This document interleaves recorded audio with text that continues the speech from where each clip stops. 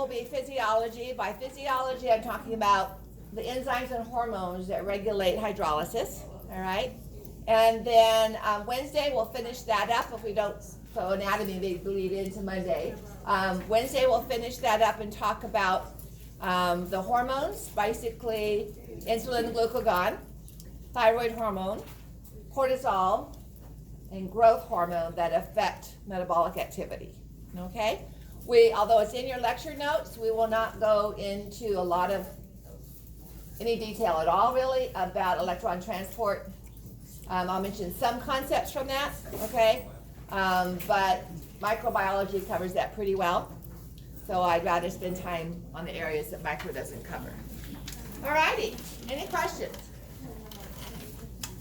No, I don't have your exams graded. I have the key made up for the lab exam, but I haven't run it yet. So certainly by next week, but I don't know about this weekend. My husband's in San Diego right now, and I'm going to join him for the weekend. But it's raining the whole weekend down there as well, so I might stay hold up and grade. Otherwise, I may not. But I try to get it done by Monday. Alrighty, so the digestive system, when we talk about the physiology of it, we're going to look at two components, all right? Mechanical digestion and chemical digestion. Anybody know the difference between mechanical and chemical digestion? Yeah, but the majority of mechanical digestion actually takes place in the stomach. So the purpose of mechanical digestion is to physically make the pieces smaller, because when we do that, what are we increasing? Surface area, all right? And our chemical digestion are the enzymes working on the substrate, which is the food, to break carbon-carbon bonds and carbon-hydrogen bonds and take sugars, carbs, and make them into simple sugars, and proteins into amino acids, lipids into fatty acids, and so on, so that we can absorb them. So that takes less time and we have more surface area. So a lot of the first structures we're going to look at have to do with mechanical digestion. Chemical digestion takes place mainly in the small intestine, alrighty, and then absorption as well in the small intestine. And then by the time we get to the colon, we're reabsorbing primarily water and getting the secretion of, the addition of some vitamin K. We talked about that with hemostasis and so on. Alrighty? So let's look at the region of the mouth. And we'll be going over these same areas on Monday when we do the physiology. Okay? I'll probably finish up on Monday with liver and pancreas. I haven't tried before to do all that in one day. It's quite a bit to do all the anatomy of the digestive system in one day. So this diagram shows in the mouth, we do mechanical digestion and in the stomach. And then the rest of it just is, basically this is a external tube. So it's external because the food has not crossed any cellular membrane, okay? So from the time you put it in your mouth to any waste material going out the anal canal, it's never crossed a cellular membrane, all right? Which is why our fecal matter has bacteria and our urine should not, because that's actually a processing of blood and structures that have crossed the cellular membrane.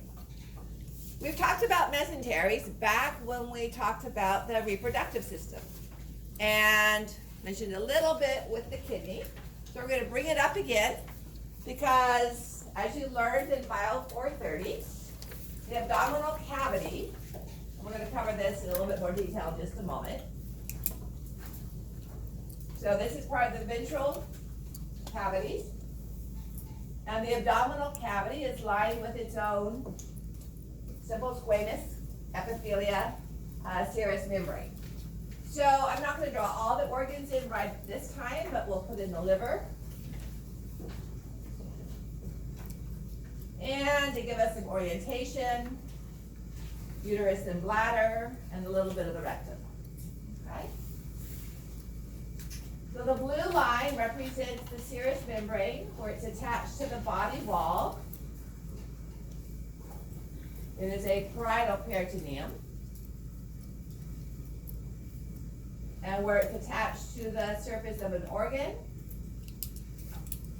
It's a visceral peritoneum. Now, obviously, I've left out some of our organs, okay? So, this would be parietal.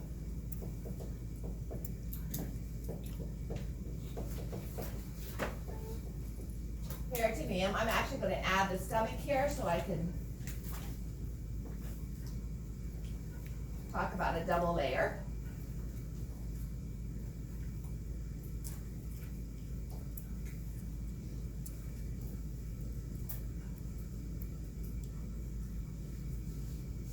And don't be worried about getting this completely accurate because I'm going to do it again. This would be visceral peritoneum.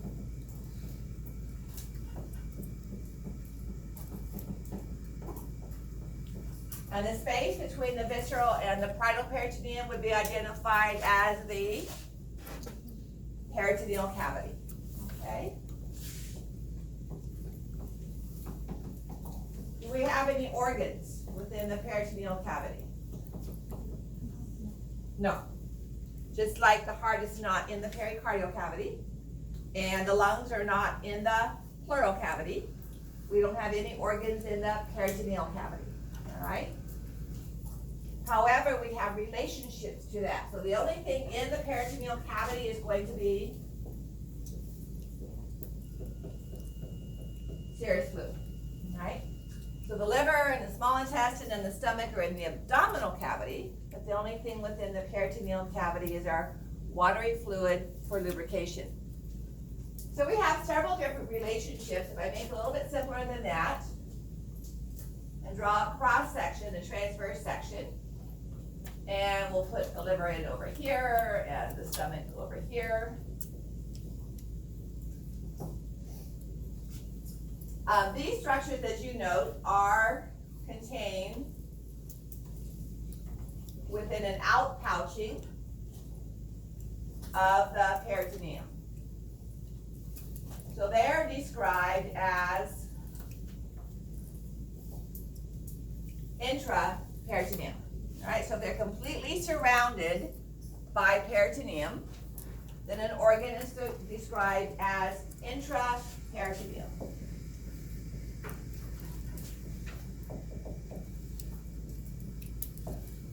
So for instance,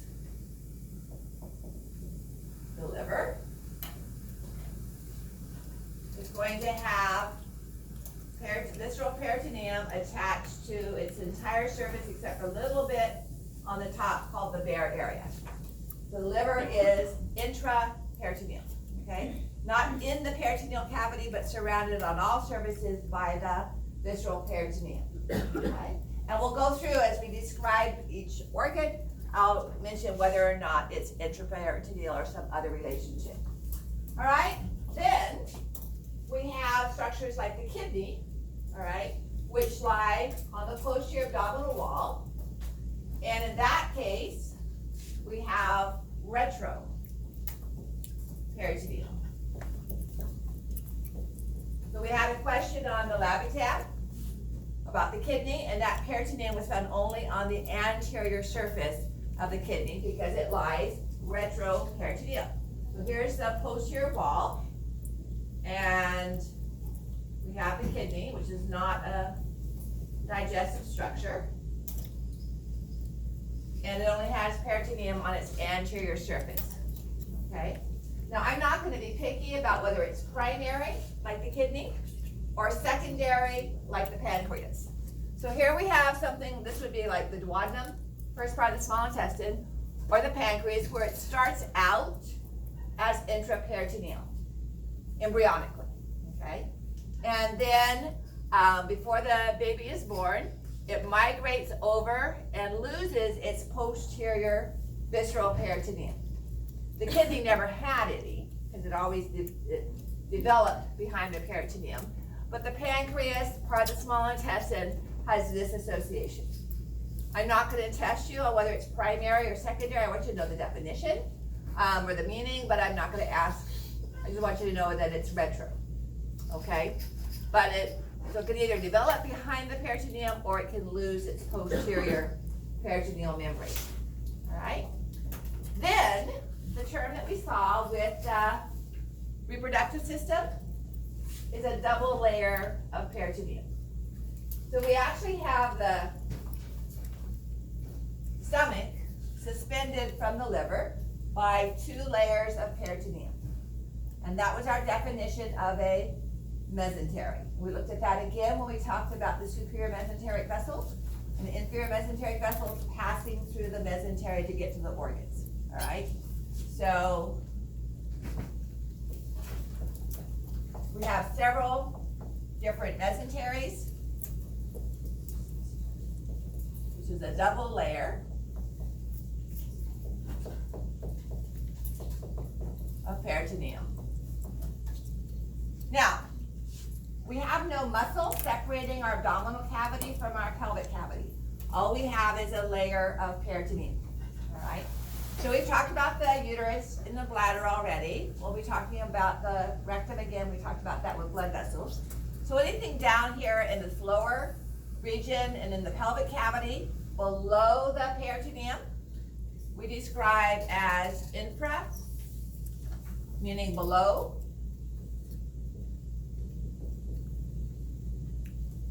The peritoneum.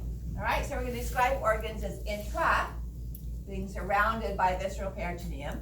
Retro, having no peritoneum on its posterior structure. These are always organs along the posterior abdominal wall. Okay, we don't have anything retroperitoneal along the anterior abdominal wall. And then infraperitoneal. Okay.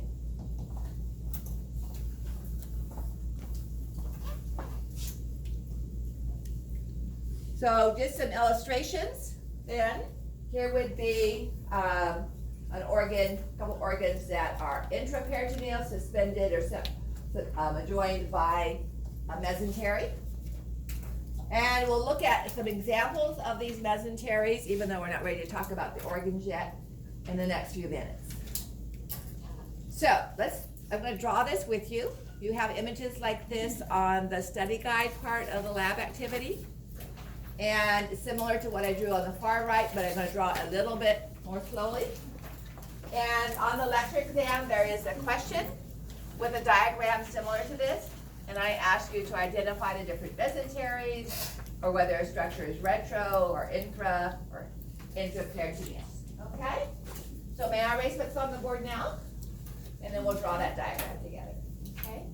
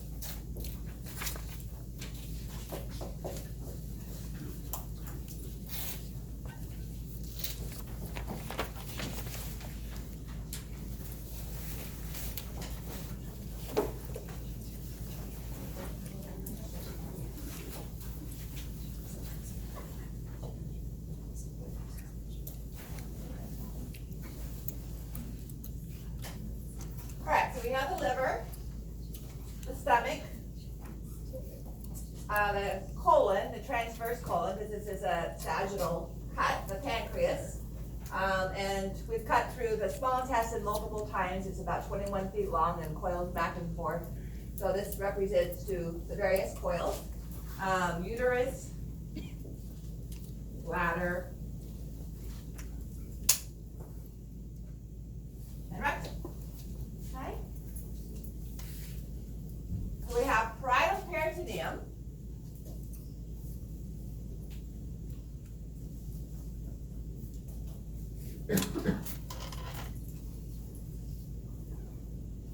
You're just kind of draping over the bladder and the uterus, upper part of the rectum. covering the pancreas. Now, I didn't put the kidneys there because this is a mid-sagittal diagram, and the kidneys would be lateral to the mid-sagittal line.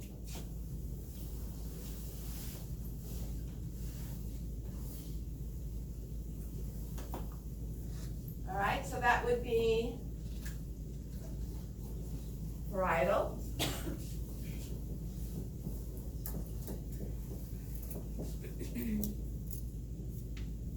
Peritoneum, so a simple squamous epithelium plus loose irregular connective tissue forming a serous membrane. Okay. Then we have it where it covers the organs, right? So it's going to be attached to the surface of the liver.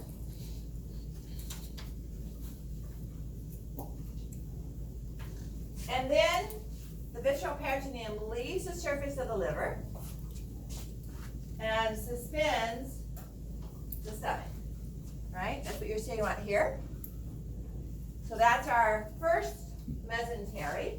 And let me label this as visceral peritoneum.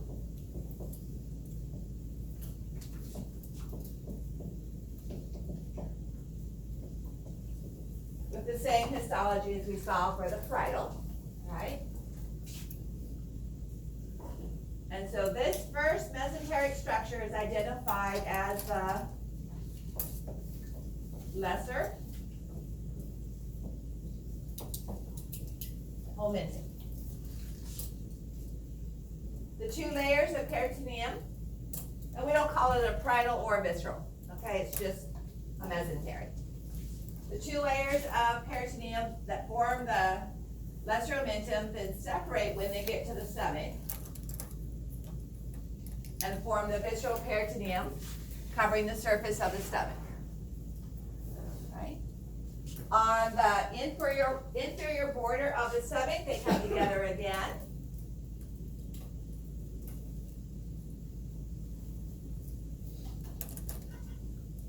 And form another omentum, which folds back on itself.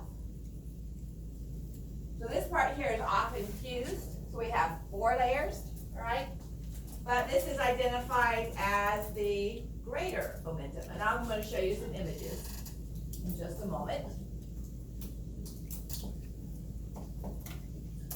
So it is larger, but it's also coming off the larger or greater curvature of the stomach. The lesser omentum is coming off the smaller curvature of the stomach, but it's also a smaller structure, okay? So notice how it comes off the stomach, folds back on itself, and when it comes back, it doesn't go back to the stomach, okay? It goes to the transverse colon. If you don't remember, the colon is an upside down U before it forms the rectum.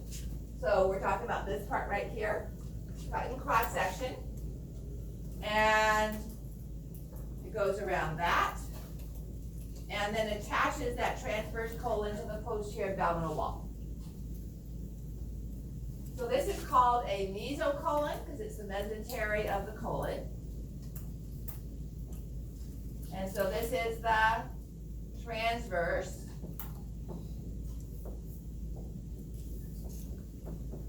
mesocolon. Okay? So I'm going to stop there for a moment. And I've created a space here, a peritoneal space that's closed off from the rest of the abdominal peritoneal space. All right? It's behind the stomach and between the stomach and the posterior abdominal wall. Now this is called, although I'm not going to ask you to remember it, this space is called the lesser omental bursa. Bursa is like a sac. Clinically, it's important because it limits infections. All right, so if the stomach ruptures or there's an infection, it's not going to get all the way down to here. It's going to be stayed captured within this space. The rest of the abdominal cavity, when you open up the abdominal cavity and you look in and you see the surface of the stomach and the liver and everything, that's the greater omental bursa. So it's just 2 regions of our peritoneal cavity, okay?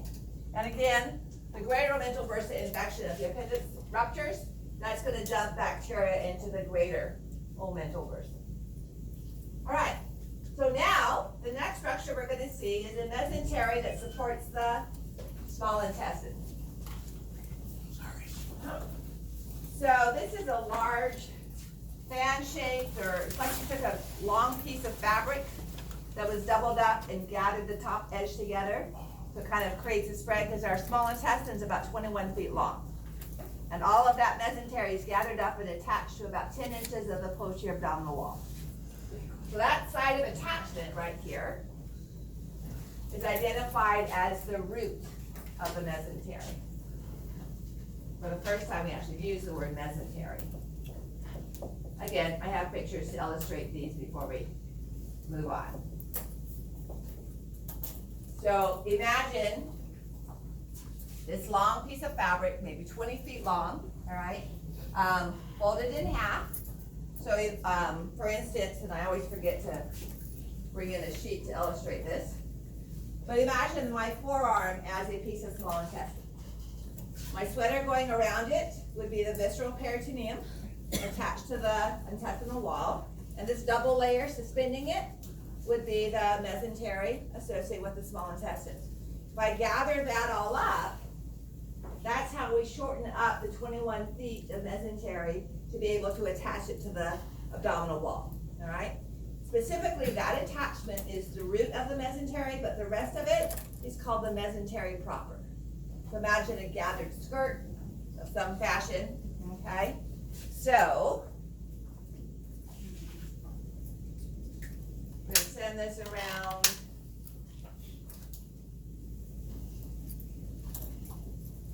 This would be what the superior mesenteric artery would be traveling through. So that would be the mesentery proper.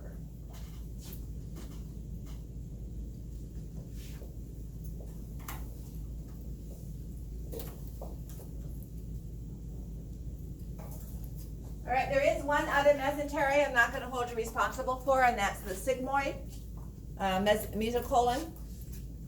And this is really hard to demonstrate it. So on our diagram here, this is the sigmoid mesocolon. Here's the root of the mesentery, and then all of this would be mesentery proper. All right? So now let's look at some illustrative diagrams from Netters.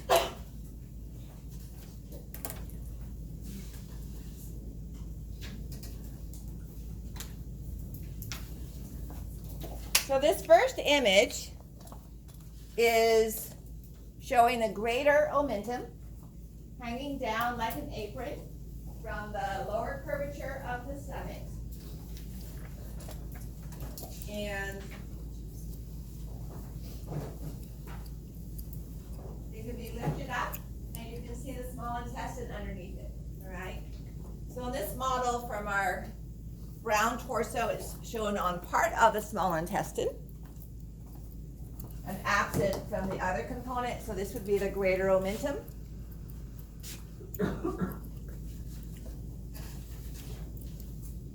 And here it is lifted up. Notice that you are not, what did I do with my controls? You are not visualizing the stomach. If you look at the diagram on the right, it comes off the stomach and it comes back to the large intestine, which you can see. You can see the transverse colon, all right? So if I go back to the previous image,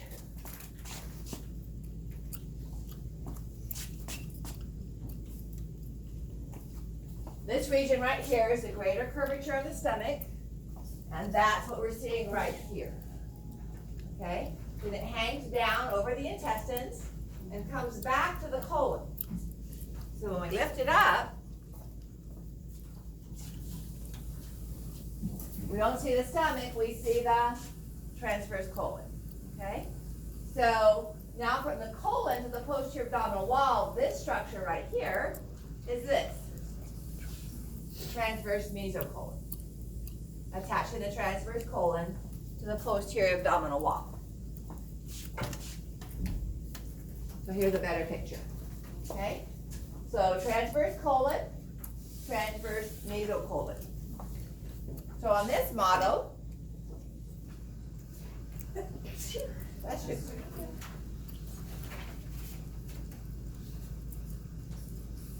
Here would be the ascending colon, transverse colon, descending colon, and so on. This would be the parietal peritoneum, which is attached to the posterior abdominal wall. And this double layer of mesentery right here is the transverse mesocolon, okay? Attaching the transverse colon to the posterior abdominal wall.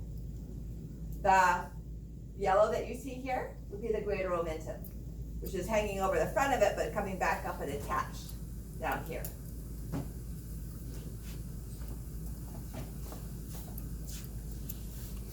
On this image, you can see a little bit of the sigmoid mesocolon, which we're not going to pay much attention to. And here is the small intestine, okay? The first 10 inches or so is called the duodenum. And as we'll see later on, that's a retroperitoneal structure. It's been fused to the posterior abdominal wall.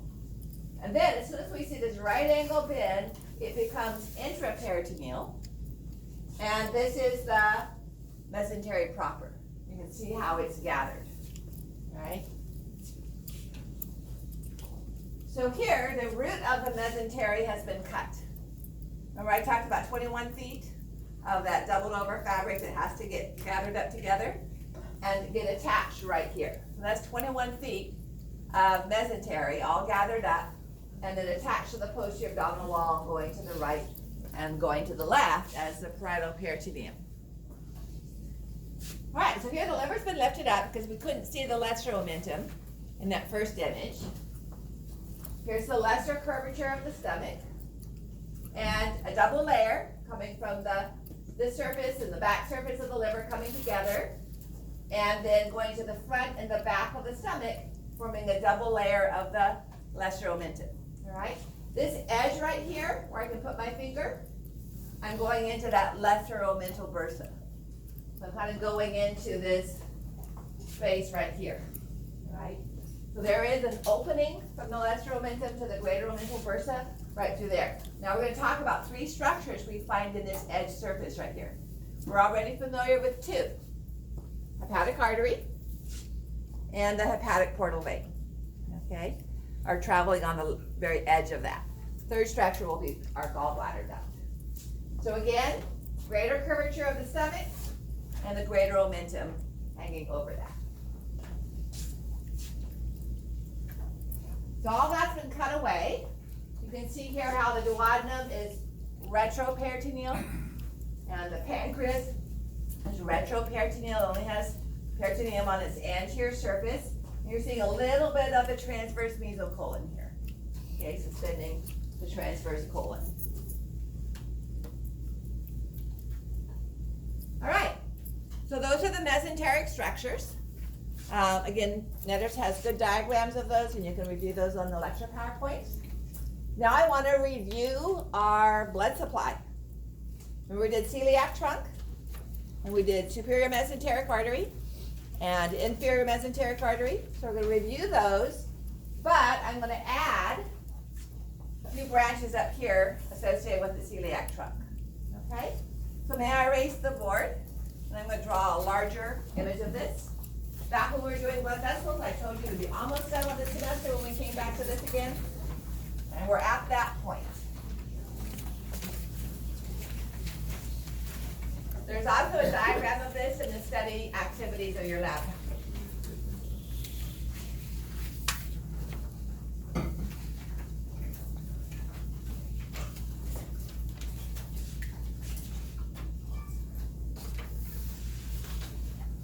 And I never can draw a stomach to my satisfaction. That's not too bad.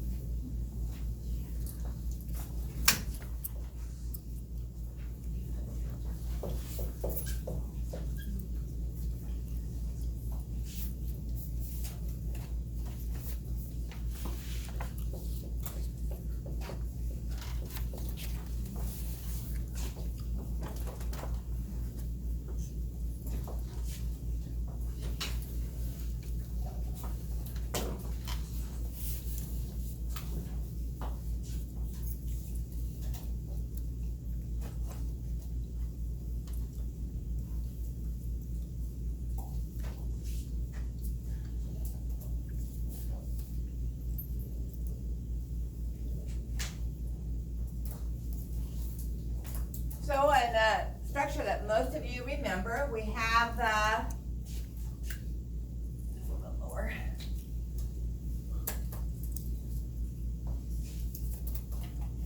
Celiac trunk.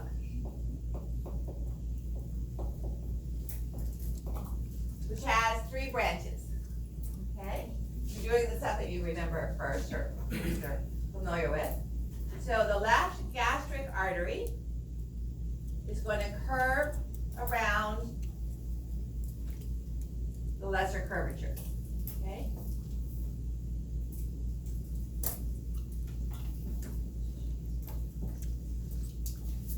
That's the first branch off that we see right here.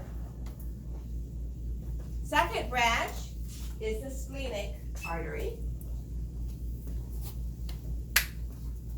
And that's going to also curve over to the left. I'm going to draw dotted lines to show where it's traveling behind the stomach.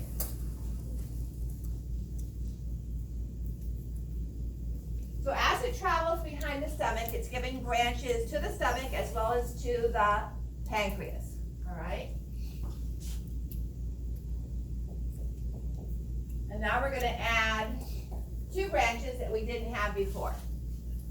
So here's the splenic artery. That reminds me of a pig's tail right there. As it comes to this upper portion of the stomach, it's going to give off branches that supply this region of the stomach, the fundus. Okay?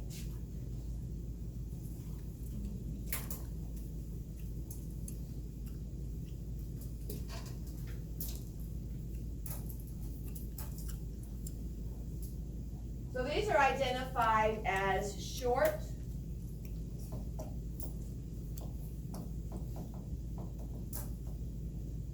gastric arteries. Then the splenic artery goes on to the spleen.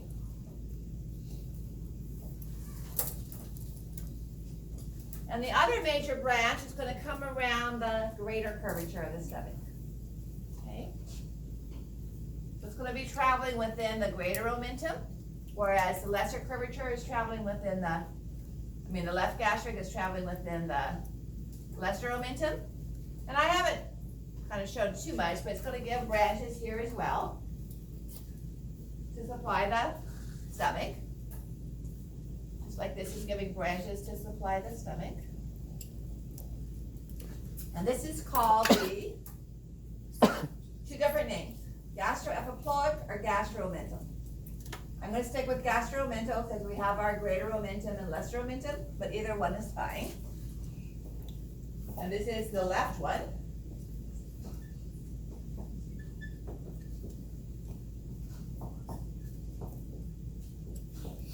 All right, I'll put in parentheses just in case you happen to see it, the alternate name.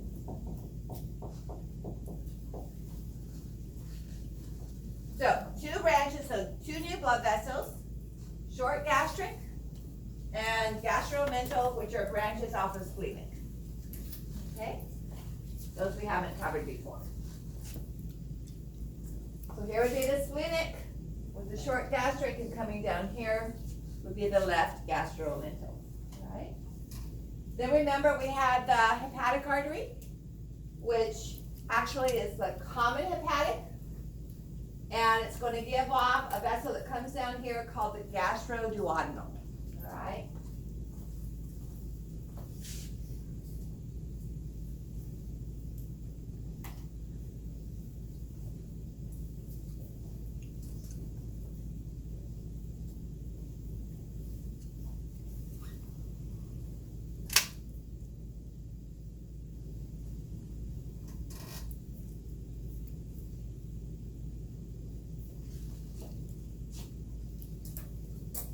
Gastroduodenal is a branch of the hepatic proper, common hepatic.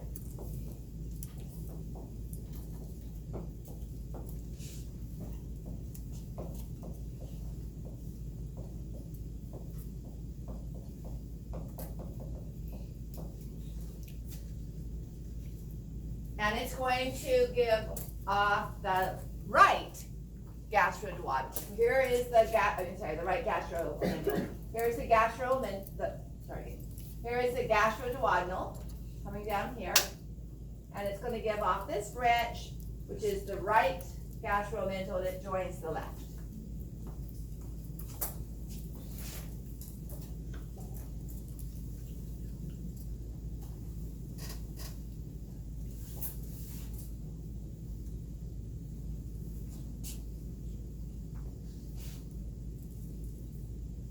When do you know when it starts and stops?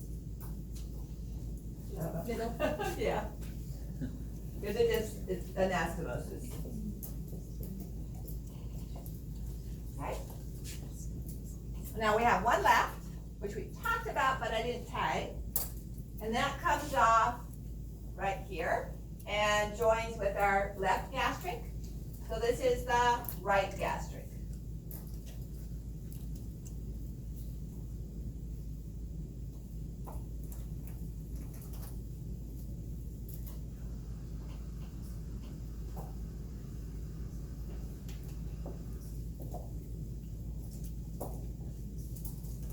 So gastroduodenal and right gastric are branches of the common hepatic. Okay, here's the right gastric. And then after the right gastric comes off, then it becomes the hepatic proper. Okay, which is just going to the liver.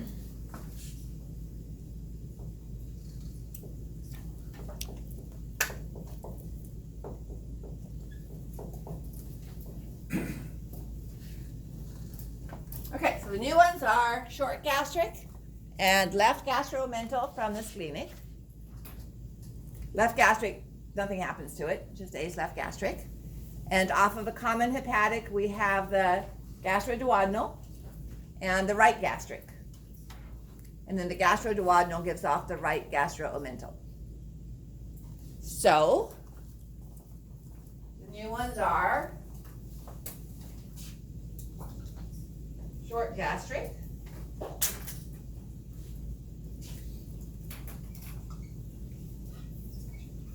gastromental, gastroduodenal, right gastromental, right gastric, and I suppose we changed from common hepatic to hepatic proper, but it's really not a new vessel. Okay? Now, nothing else new for the veins, all right? The rest of the blood vessels for the arteries are the superior mesenteric, which you already talked about. I do want to emphasize, well, not emphasize, but remind you, because now that we're talking about the organs, it might make more sense.